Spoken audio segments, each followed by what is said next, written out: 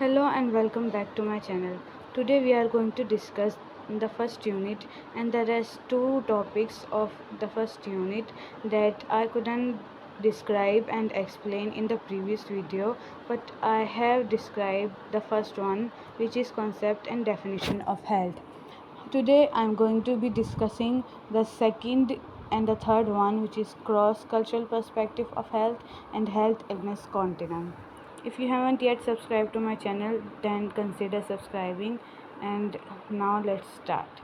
Cross cultural perspective on health, इसका मतलब है कि जो तरह तरह के कल्चर होते हैं, उन कल्चर के हिसाब से हेल्थ के बारे में उनका क्या राय है, वो हेल्थ को किस तरह से समझते हैं, वो हेल्थ को किस तरीके से डिफ़ाइन करते हैं।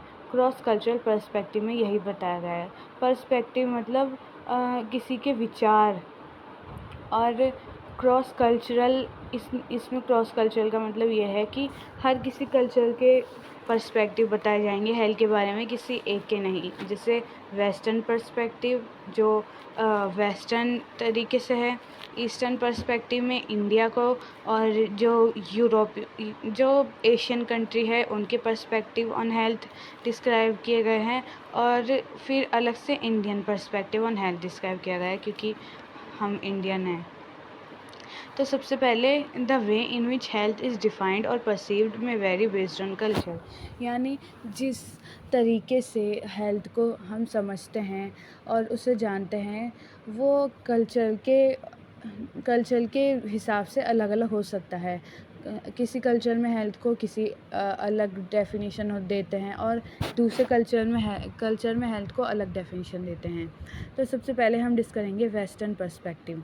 वेस्टर्न पर्सपेक्टिव मतलब जो यूरोपियन कंट्री हैं, मोस्टली यूरोपियन, उनका क्या पर्सपेक्टिव है हेल्थ के ऊपर। Culture never remains constant, it changes with the time, therefore cultural conception about health also changes with time. यानी कल्चर जो है वो कभी भी नहीं बदलते। जैसे हमें पता है ये समय के साथ बदलता रहता है, ये कभी भी एक बिल्कुल कांस्टेंट यानी सीधा नहीं रहता, एक नहीं रहता है, बदलता रहता है। Cultural conception about health also changes with time, क्योंकि समय बदलता रहता है और कल्चर भी बदलता रहता है, तो जो कल्चरल पर्सपेक्टिव है हेल्थ के वो भी बदलते रहते हैं। फॉर इंस्टेंस यानी एग्जांपल के लिए ancient Greek culture, a western civilisation believed in the role of 4 humours. यानी जो एंशियंट ग्रीक कल्चर था वेस्टर्न सिविलाइजेशन का, वो बिलीव करते थे कि जो हेल्थ है उसके 4 रोल होते हैं। उसको ह्यूमर कहते थे वो लोग।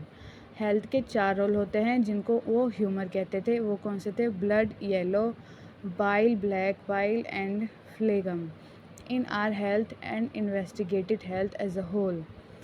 जो ग्रीक कल्चर था वो हेल्थ के ऊपर उनके 4 रोल को मानते थे, ह्यूमर्स को मानते थे, और हेल्थ को एज अ होल समझते थे। होल मतलब फिज़िकली, मेंटली और स्पिरिचुअली दोनों।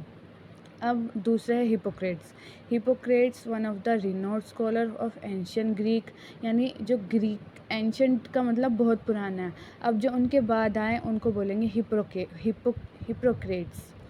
तो Hippocrates, one of the renowned scholar of ancient Greek civilization, had described in his writing about how mind, body and spirit are related and work together to maintain our health।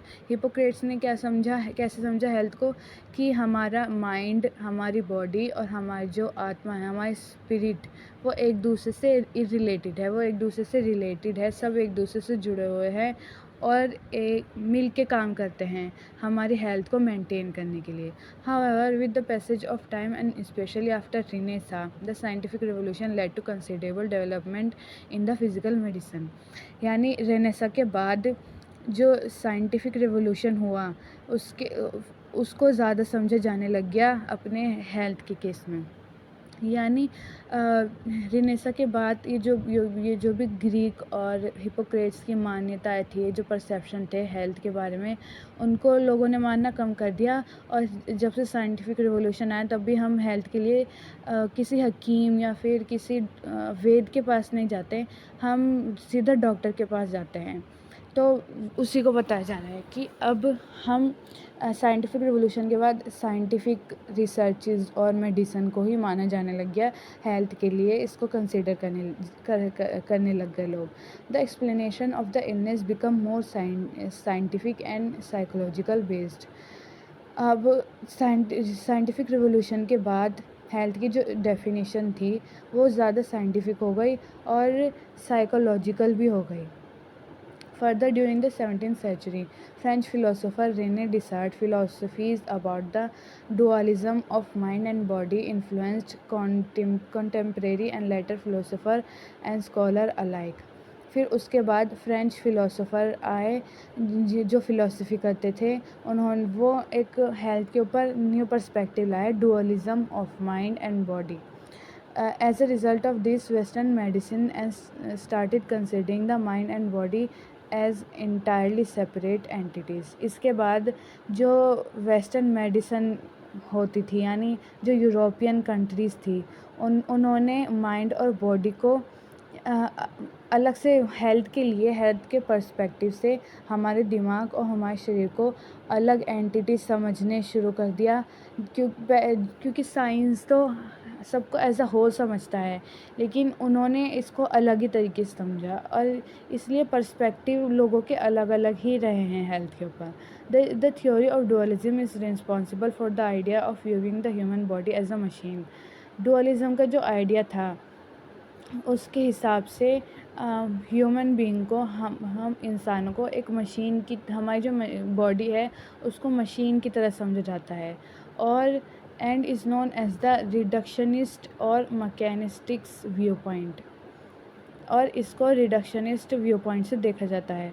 According to the view point we can understand our body through its constituent parts. यानी इस view point के हिसाब से हम अपनी body को समझते हैं सेल से, डीएनए से और डिफरेंट बॉडी पार्ट के हिसाब से, और इसमें किसी और जो कॉन्सेप्ट है उसका कोई रोल नहीं है. यानी जो साइंटिस्ट होते हैं और जो भी साइंटिफिक थ्योरीज़ होती हैं वो ज़्यादातर जो डीएनए वगैरह इन सब चीज़ों पे यकीन करती है, वो स्पिरिचुअलिटी पे यकीन नहीं करते. तो इसमें यही बताया गया है कि जब साइंटिफिक रिवॉल्यूशन के बाद जब साइंटिफिक मेडिसिन्स आई, उन्होंने डुअलिज़म के जो डुअलिज़म का आइडिया आया था उसको मद्देनज़र रखते हुए अपनी जो परसेप्शन था हेल्थ के बारे में उसको निकाला और उसको डीएनए और सेल्स और डिफरेंट बॉडी पार्ट से समझा. और उन्होंने ये भी समझा कि हमारी हेल्थ में स्पिरिचुअलिटी का कोई रोल नहीं है. The underlying conception of western view on health is that the cause of illness lies outside.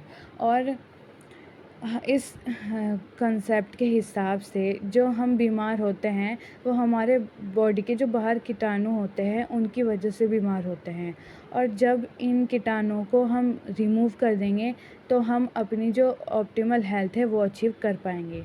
ये कौन से पर्सपेक्टिव की बात कर रहे हैं हम साइंटिफिक पर्सपेक्टिव की बात कर रहे हैं, western scientific perspective. The underlying assumption of the western view on health is that हम अभी वेस्टर्न व्यू की ही बात कर रहे हैं, साइंटिफिक की नहीं बात कर रहे हैं, क्योंकि जो साइंटिफिक आइडिया आया था वो भी यूरोपियन कंट्रीज़ ही तो लाई थी, अमेरिका वगैरह इन सब से ही तो आया था, इंडिया से नहीं आया था. तो इसलिए इसमें वेस्टर्न साइंटिफिक या साइंटिस्ट की जगह वेस्टर्न व्यू वर्ड यूज़ किया गया है. तो एग्ज़ाम में आप भी वेस्टर्न व्यू वर्ड्स ही यूज़ करना, और जब भी वेस्टर्न पर्सपेक्टिव को समझना हो तो आप इसको साइंटिफिक पर्सपेक्टिव के उससे समझना, आपको जल्दी समझ आ जाएगा.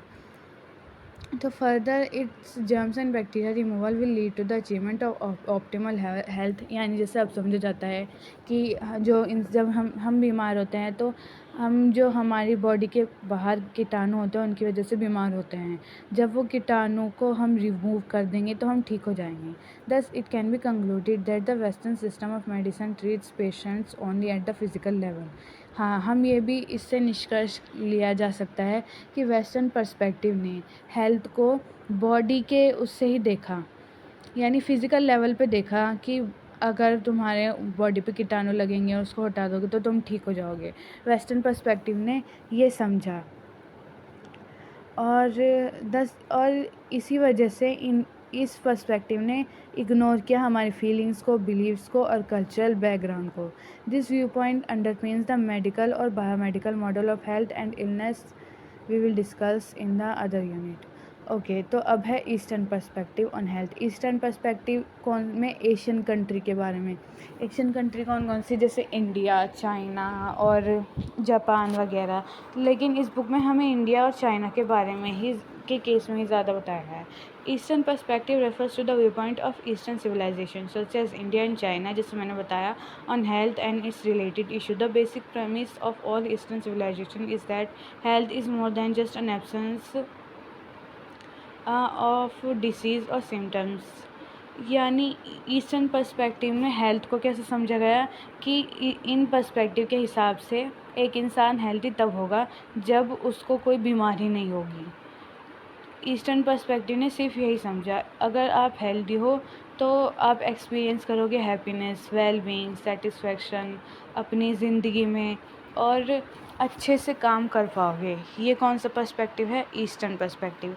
ईस्टर्न पर्सपेक्टिव ने हेल्थ को कैसे डिफ़ाइन करा कि हेल्थ एक स्टेट है जिसमें इंसान को कोई बीमारी नहीं होती। इंसान तब हेल्दी समझा जाएगा जब वो बीमार नहीं होएगा, और जब इंसान बीमार नहीं होएगा तो वो खुश होएगा और वेलबींग होएगी, सेटिस्फाइड होगा वो अपनी लाइफ से और अच्छे से काम कर पाएगा। ये है ईस्टर्न पर्सपेक्टिव। वेस्टर्न पर्सपेक्टिव में साइंटिफिक टर्म्स में बताया गया। वेस्टर्न पर्सपेक्टिव ज़्यादातर फिज़िकल व्यू पॉइंट से देखा गया और ईस्टर्न पर्सपेक्टिव ने देखा हेल्थ को एक एब्सेंस ऑफ डिसीज़ के तौर पर, in contrast to the western view. और ये जो ईस्टर्न पर्सपेक्टिव है ये WHO की जो डेफिनेशन है हेल्थ को, उसको सपोर्ट करता है, जो मैंने प्रीवियस वीडियो में समझाया है। अगर आपको देखनी है so you can favor yourself and watch that right away. Thus you will be able to function as a whole, so it can be suggested that the WHO definition of health support Eastern view more. In contrast to the Western view, all Eastern civilization primarily view health as a whole. यानी जैसे WHO ने health को as a whole समझा, वैसे ही eastern perspective ने भी health को हमेशा एज अ होल ही समझा है। होल का मतलब एज अ होल, हेल्थ को एज अ होल समझने का मतलब यह है कि हेल्थ में हमारी फिज़िकल, मेंटल, साइकोलॉजिकल, स्पिरिचुअल सारी हेल्थ आएगी, सिर्फ और सिर्फ फिज़िकल हेल्थ नहीं आएगी। जबकि वेस्टर्न पर्सपेक्टिव ने हेल्थ को सिर्फ और सिर्फ फिज़िकल तौर पे देखा, ईस्टर्न पर्सपेक्टिव ने एकदम सही तरीके से देखा। All Eastern civilization primarily view health as a whole and not in parts. Seeing health as a whole means health is made up of many related components. यानी एज अ होल का मतलब इसमें समझा दिया। As a whole means health is made up of many irrelated components such as physical, social, mental, spiritual, and any imbalance among them will manifest itself in the form of disease और illness. यानी अगर इंसान की mental health को फ़र्क पड़ा या spiritual health को फ़र्क पड़ा तो इंसान की जो पूरी की पूरी हेल्थ है, इंसान को हेल्थी नहीं समझा जाएगा उस स्टेट में। इसलिए ये सब चीज़ें जो कॉम्पोनेंट्स है, फिज़िकल, सोशल, मेंटल, स्पिरिचुअल, इन सब को मिला के एज अ होल समझा गया है। अगर इनमें से एक भी कॉम्पोनेंट में ख़राबी हुई तो इंसान बीमार हो सकता है। Any imbalance among them will manifest itself in the form of disease. The Eastern viewpoint underpins the holistic model of health and illness. According to holistic model, the cause of illness does not lie outside but inside our body, and harmony between physical, mental. यानी holistic model of health ये समझाता है कि जो हमारी हमारी जो बीमारी है वो, जब हम बीमार होते हैं तो हम बाहर के किसी सोर्स की वजह से बीमार नहीं होते, बल्कि हम अंदर से ही कोई हमारे अंदर खराबी या हमारी बॉडी में कुछ इम्बैलेंस हो जाता है, उसकी वजह से हम बीमार होते हैं। इंडियन पर्सपेक्टिव तो आप इजीली समझा सकते हो। जैसे आपको पता है कि हमारे इंडिया ने हमेशा योगा को प्रमोट किया है। जो लोग योगा करते हैं वो स्वस्थ भी रह पाते हैं। अगर वो रेगुलरली करते हैं, क्योंकि योगा को लोगों ने ऐसे समझा है कि जब भी हम योगा करते हैं तो हमारी बॉडी के लिए अच्छे वे में, जिस तरीके से हमारी बॉडी क्रिएट की गई है, उस वे में काम करता है। As culture play a significant role in Indian life, it is important to understand the function. The traditional Indian view on the health. The Sanskrit word of the health is swasth. Swa means inner self and tha means conscious. यानी health को हिंदी में बोलते हैं स्वस्थ, जिसमें स्व का मतलब होता है इनर सेल्फ, हमारे अंदर से जो हम हैं, और था का मतलब होता है conscious. Thus, in Indian tradition, being healthy has been considered equivalent to being conscious of your inner self. यानी इसका मतलब यह है कि हमारे इंडिया में हेल्दी होने का मतलब है कि कॉन्शियस का मतलब हम अवेयर हैं, हम जानते हैं, हम बहुत ध्यान रखते हैं अपने बारे में अपना। तो इंडियन पर्सपेक्टिव के हिसाब से हेल्दी होने का मतलब है कि हम कॉन्शियस है अपने इनर सेल्फ पे। Dalal and Mishra have also pointed out the inner directedness of Indian view about health. It means the cause of all illness lie with ourselves, and if we become conscious in our inner self, only then we can achieve optimal health. यानी इसमें ये बताया गया है कि अगर हम अपने इनर सेल्फ के बारे में कॉन्शियस हो जाएंगे, उसके ध्यान देने लग जाएंगे, अपने सेटिस्फेक्शन को पूरा करने के लिए काम करने लग जाएंगे, तो हम हेल्दी हो जाएंगे, ये समझा गया है। All traditional Indian system like Ayurveda, Siddha consider physical, psychological, philosophical, ethical, spiritual well-being of mankind. जो भी इंडियन ट्रेडिशनल सिस्टम है, आयुर्वेदा, सिद्धा, उन्होंने हेल्थ को फिज़िकल, साइकोलॉजिकल, फिलोसॉफिकल, एथिकल और स्पिरिचुअल वेलबींग को समझा है हेल्दी होने की स्टेट में। And harmony with the cosmos, nature and science is a necessary condition for well-being. Conceptualization of health in traditional India system is in contrast to the contemporary biomedical health model. Biomedical health model दूसरी unit में समझाया गया है, उसमें समझोगे तो एक अच्छे से समझा जाएगा। Instead of only treating symptoms of the disease, और traditional Indian treatments aim to heal and improve the wellbeing of the person. यानी इंडियन ट्रेडिशन में हेल्थ को किस तरह ट्रीट किया जाता है, हम सिर्फ सिम्टम्स को ही या डिसीज़ को ही ट्रीट नहीं करते, हम अपनी जो ट्रीटमेंट है उसमें एम करते हैं कि हमारी जो अंदर से हो, हमारी जो भी वेलबींग हो, जो भी इम्प्रूवमेंट हो, वो पूरी की पूरी हो, अंदर से हो, सिर्फ बाहर से ही ना हो। हेल्थ इलनेस कॉन्टिन्यूम, अब ये इसको आपको समझना बहुत इम्पॉर्टेंट है, ये आपके एग्ज़ाम में डायग्राम के साथ आएगा। और क्योंकि अब जो एग्ज़ाम का जो स्ट्रक्चर है, जो क्वेश्चन पेपर का स्ट्रक्चर है, वो बदल दिया गया है, तो ये पूरा क्वेश्चन 10 नंबर का आएगा और इसे समझना बहुत ही आसान है। सबसे पहले हेल्थ इलनेस कॉन्टिन्यूम क्या है। हेल्थ इलनेस कॉन्टिन्यूम एक बायोग्राफिकल रिप्रेजेंटेशन है हेल्थ की। ग्राफिकल यानी जिसको हम बनाते हैं, स्केच करते हैं। हेल्थ इलनेस कॉन्टिन्यूम क्या है, एक ग्राफिकल रिप्रेजेंटेशन है हेल्थ की, वेलनेस की। और यहाँ पे वेलनेस किसको कहा गया है, वेलनेस का मतलब सिर्फ एब्सेंस ऑफ डिसीज़ नहीं, वेलनेस का मतलब ये नहीं कि इंसान को अगर कोई बीमारी नहीं है तो वेलनेस वो ठीक होएगा, वो वेल होएगा। वेलनेस डिनोट करता है हेल्दी मेंटल और इमोशनल स्टेट को भी। ठीक है, क्या है हेल्थ इलनेस कॉन्टिन्यूम क्या है, ये एक ग्राफिकल रिप्रेजेंटेशन है वेलनेस की। और इसमें वेलनेस का मतलब यही नहीं कि किसी को कोई बीमारी नहीं है, इसका मतलब ये है कि इंसान मेंटल और इमोशनल स्टेट पर ठीक है। अब इस डायग्राम को समझते हैं। इस डायग्राम में 2 एरो है, एक राइट साइड और एक लेफ़्ट साइड, और बीच में न्यूट्रल पॉइंट है।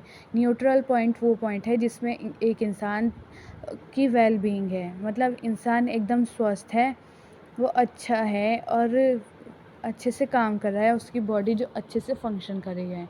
जैसे जैसे इंसान अच्छा होता जाएगा, उसकी अवेयरनेस बढ़ेगी। जब वो अवेयर होएगा तो ज़्यादा एजुकेट होएगा और उसमें ग्रोथ होती रहेगी और फिर वो अच्छा हो जाएगा, वो स्वस्थ हो जाएगा और हेल्दी हो जाएगा। और अगर इंसान जो दूसरा एरो है वो हमारी प्रीमेच्योर डेथ को दिखाता है। प्रीमेच्योर डेथ का मतलब वक्त से पहले मौत। यानी तब वो कैसे होगा कि जब इंसान न्यूट्रल पॉइंट से उसकी बॉडी में साइन यानी सिम्टम्स आने लग जाएंगे किसी बीमारी के, फिर वो जो साइंस है वो सिम्टम्स में बदल जाएंगे, वो सिम्टम्स डिसेबिलिटी हो जाएगी और उससे इंसान की मौत हो जाएगी। तो neutral point indicates the mid point. Neutral point denotes absence of illness as well as wellness. Neutral point क्या है? एब्सेंस ऑफ इलनेस और wellness. As we move toward the left side of the figure, that is towards premature death, we can see that the 3 steps, namely sign, symptom, disability, that result in premature death, thus indicating deterioration of health, ultimately leading to premature death. सीधे हाथ पे हम देखते हैं जैसे जैसे हम move करते हैं towards the right of the figure, हम देखते हैं अवेयरनेस, एजुकेशन, ग्रोथ प्रेजेंट, जो रिजल्ट करता है वेलनेस में, thus indicating increasing well-being or health of an individual. This figure also shows treatment. अब जो लेफ़्ट साइड के नीचे वो ट्रीटमेंट भी दिखाया गया है। अगर हम अपने साइन और सिम्टम्स हमें दिखे अपनी हेल्थ में और हम उसका ट्रीटमेंट अच्छे से कर दें, तो हम एरो के हिसाब से न्यूट्रल पॉइंट यानी वेल बीइंग के पॉइंट पे दोबारा आ सकते हैं। According to the health illness continuum, health is dynamic. Health illness continuum के मुताबिक हेल्थ डायनामिक है। डायनामिक का मतलब बदलती रहती है। डायनामिक वर्ड का मतलब होता है एक चीज़ जो बदलती रहती है, यानी इसमें हम ये बताया गया है कि हमारी जो हेल्थ है वो हमेशा कभी भी कांस्टेंट एक जैसी नहीं रहती, वो हमेशा बदलती रहती है। आज हम अच्छा फ़ील कर रहे हैं, कल हमें सर में दर्द हो जाएगा, फिर हम परसों ठीक हो जाएंगी, फिर हमें बुखार हो जाएगा। तो हमारी health moves back and fourth with in a continuum with optimal health or highest health at one end and death or completely disability at the other hand of the continuum. One day you may feel energetic, यानी किसी दिन आप इसको हम health को dynamic क्यों बताया गया है, वो इस तरीके से डिफ़ाइन किया गया है कि एक दिन तो आप एनर्जेटिक फ़ील करते हैं, दूसरे दिन आपको सर में दर्द हो सकता है, तीसरे दिन आप अच्छा फ़ील कर सकते हैं।